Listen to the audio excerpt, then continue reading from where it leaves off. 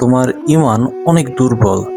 আমার প্রতিটা ভিডিওতে আমি একটা কথা সবসময় বলি আলহামদুলিল্লাহ, যে তুমি গাড়ি বাড়ি যাই করতেছো এগুলো কি তুমি আল্লাহ তাআলার খুশির জন্য করতেছো, আল্লাহ তাআলার জন্য করতেছো?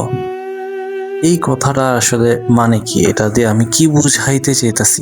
নিজের জীবনের প্রতিটা কাজ তুমি যদি আল্লাহ তাআলার খুশির জন্য না করো, নিজের খুশির জন্য বা অন্য কোনো কারণে করো, তাহলে আফসোস, বাট সত্য এটাই যে তোমার ঈমান অনেক দুর্বল।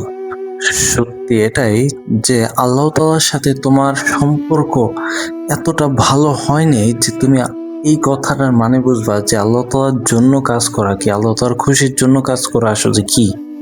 একটা কথা মনে রাখো যে দিন শেষে এক না একদিন তোমার মরতে হইব। হ্যাঁ, তো মইরা তোমার কার কাছে যেতে হইব? আল্লাহর কাছেই তো যেতে হইব, তাই না? তো তুমি তোমার জীবনে যাই করতেছো সেই কাজটা যদি মহান আল্লাহ তাআলার খুশির জন্য করো, তাহলে আখিরাতে এই কাজের যথাযথ মূল্য তুমি পাইবা ইনশাল্লাহ। আর যদি তুমি শুধুমাত্র মানুষের জন্য এই কাজটা করে থাকো, সেটা ভালো কাজ হোক বা যেই কাজই হোক, হ্যাঁ, তাহলে এটার যথাযথ মূল্য তুমি পাইবা না। তোমাকে আল্লাহ তাআলা তারে খুশি করার জন্য এই দুনিয়াতে পাঠাইছেন, এই সাধারণ তুচ্ছ মানুষদেরকে খুশি করার জন্য না।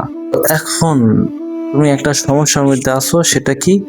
যে আল্লাহ তাআলার সাথে তোমার কানেকশন বা তোমার সম্পর্ক এত ভালো হয় নাই। হ্যাঁ, তো এখন সমাধানটা আসলে কি?